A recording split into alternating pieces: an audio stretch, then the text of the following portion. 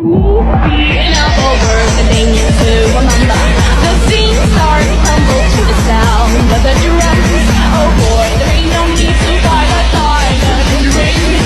It ain't no big thing, just show her a little.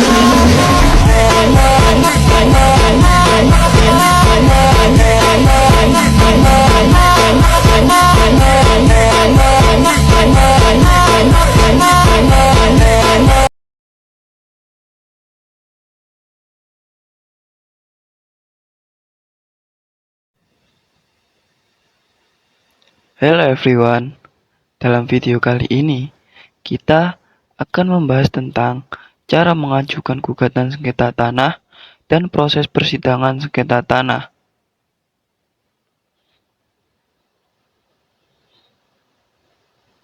Sebelumnya, apa sih sengketa tanah itu?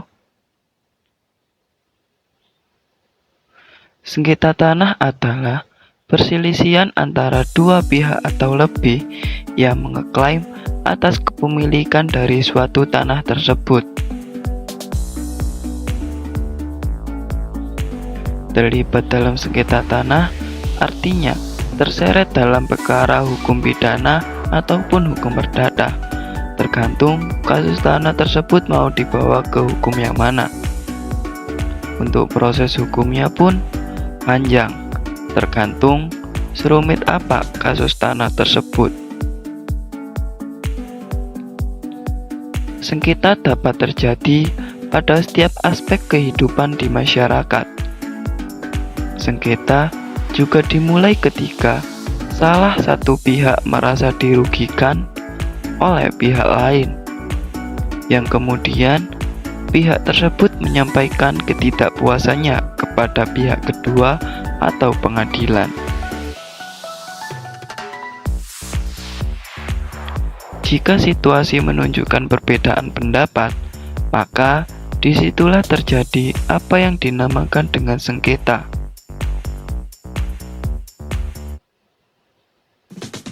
Maka dari itu, tanah dalam masyarakat mempunyai hubungan yang sangat erat dengan kesejahteraan seseorang, perkembangan kehidupan keluarga, dan kelompok.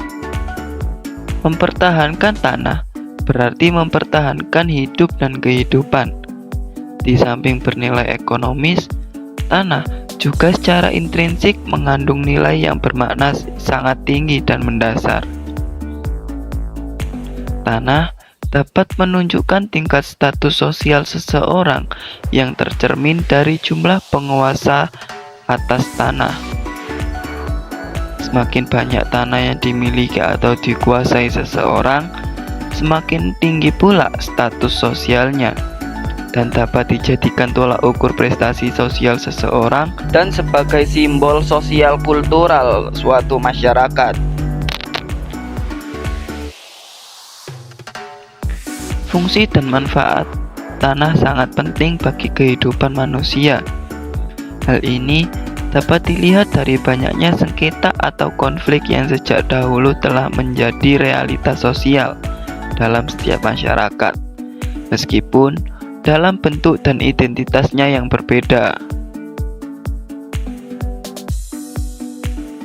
Untuk mengenai hak-hak atas tanah itu sendiri memerlukan jaminan kepastian hukum untuk menciptakan keadilan dalam penguasaan tanah antara berbagai elemen yang ada di dalam suatu negara.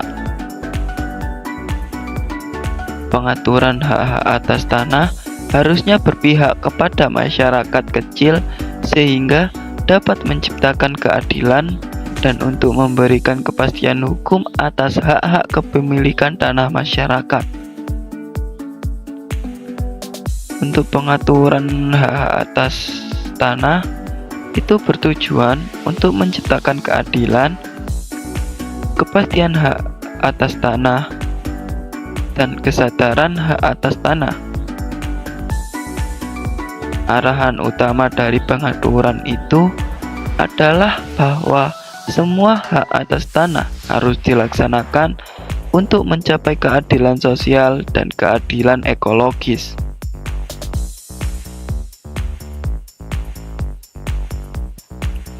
Oleh sebab itu, pengaturan hak-hak atas tanah haruslah memuat materi yang terkandung di dalam rancangan undang-undang tentang hak-hak atas tanah yang memuat ketentuan-ketentuan mengenai pokok-pokok pengaturan, asas-asas dan tujuan, klasifikasi tanah dan jenis-jenis hak, cara-cara terjadinya hak dan kewajiban pemegang hak atas tanah, jangka waktu, pendaftaran, peralihan, pembebanan, dan yang terakhir, hapusnya hak atas tanah.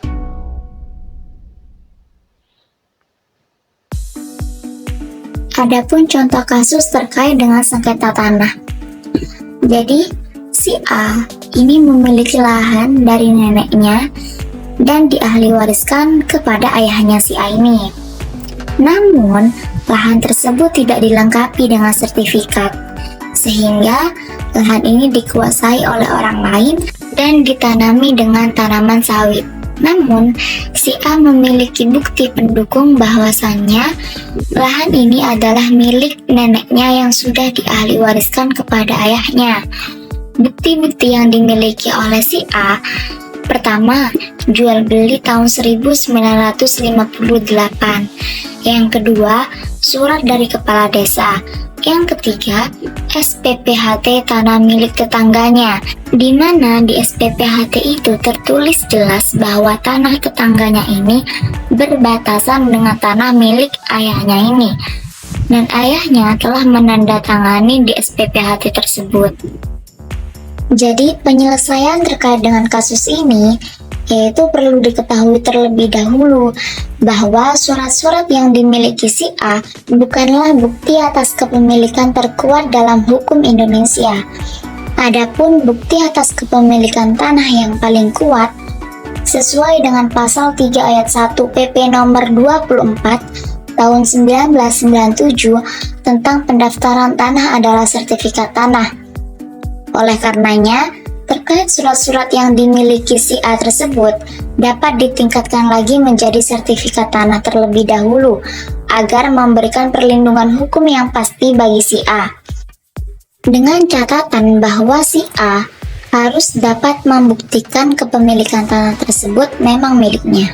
Apabila telah terbit sertifikat tanah tersebut, maka legal standing si A atas kepemilikan tanah tersebut menjadi kuat.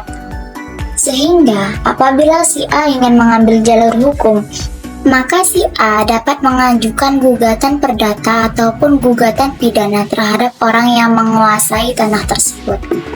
Apabila si A ingin mengajukan gugatannya ke pengadilan, adapun langkah-langkah yang harus dilakukan si A sebelum mendaftarkan gugatannya ke pengadilan. Yang pertama, yaitu mengetahui identitas dan alamat si tergugat. Karena kita tidak bisa menggugat pihak lain jika kita tidak mengetahui identitas dan alamat tergugat. Karena gugatan ini harus dilakukan di tempat tergugat ini berada. Contohnya, si A mempunyai rumah di Jakarta. Lalu si B ini mengklaim bahwa dia memiliki surat-surat yang sah dari rumah si A. Kemudian si A tidak terima, lalu menggugat si B. Berarti A mengajukan gugatannya di Surabaya tempat B berada. Yang harus kalian ketahui bahwa tergugat ini bisa lebih dari satu orang. Karena apabila sertifikat sudah diterbitkan secara melawan hukum kepada BPN, maka BPN ini harus ditarik sebagai pihak turut tergugat. Langkah yang kedua yaitu membuat surat gugatan. Gugatan sengketa ini masuk dalam perbuatan melawan hukum. Kalian perlu menjelaskan mengenai kronologi permasalahan di dalam gugatan tersebut. Kemudian, kalian menuliskan apa yang menjadi permintaan kalian agar majelis hakim mengabulkan permintaan kalian. Yang ketiga yaitu menyiapkan alat bukti dan saksi. Jadi hal penting di sini, sebelum kalian mendaftarkan gugatan kalian ke pengadilan, kalian harus memastikan bahwa kalian ini memiliki bukti yang kuat dan saksi yang mumpuni dan mengetahui mengenai permasalahan tersebut dengan detail. Karena apabila kita tidak mempunyai cukup bukti dan saksi yang mumpuni, maka gugatan menjadi sia-sia dan sangat mungkin kita akan mengalami kekalahan. Apabila si A ingin melanjutkan gugatan tersebut ke pengadilan, maka ada pun langkah-langkah proses dalam persidangan, yaitu yang pertama, pihak yang dirugikan mendaftarkan gugatannya terlebih dahulu. Apabila pihak yang mendaftarkan ini menggunakan jasa pengacara, maka pengacaranya wajib mendaftarkan surat kuasa terlebih dahulu. Kemudian mengurus segala urusan administrasi. Apabila urusan administrasi sudah dilakukan, maka ada surat panggilan resmi yang dikirim oleh pengadilan kepada para pihak terkait, kepada penggugat maupun tergugat. Dan surat panggilan ini bisa dilakukan sebanyak 3 kali. Apabila salah satu pihak tidak hadir dalam sidang pertama, maka akan dipanggil lagi yang kedua hingga seterusnya sampai panggilan yang ketiga. Kemudian ketika para pihak sama-sama hadir, maka sidang pertama yang akan dilakukan adalah mediasi. Pada saat mediasi, para pihak diminta untuk menyelesaikan masalah secara damai melalui mediasi selama 30 hari yang dipimpin oleh hakim mediator. Jika mediasi gagal, maka proses persidangan akan dilanjutkan. Dan dalam tahap ini meliputi pembacaan gugatan, jawab-menjawab, replik dan duplik, pengajuan alat bukti dan saksi, kesimpulan dan putusan pengadilan. Selanjutnya yakni kesimpulan. Sengketa tanah merupakan perselisihan mengenai klaim kepemilikan tanah yang bisa berujung pada perkara hukum pidana atau perdata. Dengan proses yang seringkali panjang dan kompleks, sengketa ini timbul saat satu pihak merasa dirugikan dan menyampaikan ketidakpuasan kepada pihak lain atau pengadilan. Tanah memiliki nilai yang sangat penting dalam masyarakat, baik secara ekonomi, sosial, maupun budaya. Status sosial seseorang seringkali diukur berdasarkan jumlah tanah yang dimiliki. Untuk menciptakan keadilan dalam kepemilikan tanah, diperlukan jaminan kepastian hukum yang berpihak kepada masyarakat kecil. Pengaturan hak-hak atas tanah bertujuan untuk memastikan keadilan, kepastian, dan kesederhanaan dalam hak atas tanah. Pengaturan ini mencakup prinsip-prinsip dan tujuan yang jelas, klasifikasi tanah, jenis-jenis hak, cara memperoleh hak dan kewajiban pemegang hak, jangka waktu pendaftaran, peralihan, dan penghapusan hak atas tanah. Semua ini bertujuan untuk mencapai keadilan sosial dan ekologis dalam kepemilikan dan penggunaan. Bukti atas kepemilikan tanah yang paling kuat sesuai dengan pasal 3 ayat 1 PP nomor 24 tahun 1997 tentang pendaftaran tanah adalah sertifikat tanah. Adapun persiapan penting sebelum pendaftaran gugatan ke pengadilan negeri meliputi yang pertama yakni mengetahui identitas dan alamat tergugat. Yang kedua, membuat surat gugatan. Yang ketiga, menyiapkan alat bukti dan saksi.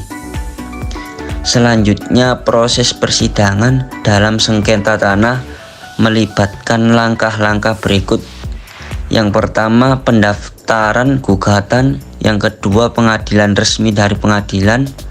Yang ketiga, sidang pertama yang akan dilakukan adalah mediasi.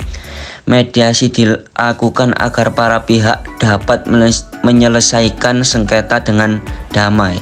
Namun jika tidak bisa menyelesaikan secara damai, yakni keempat, maka lanjut ke sidang selanjutnya seperti membaca gugatan, jawab menjawab, replik dan duplik, mengajukan alat bukti dan saksi,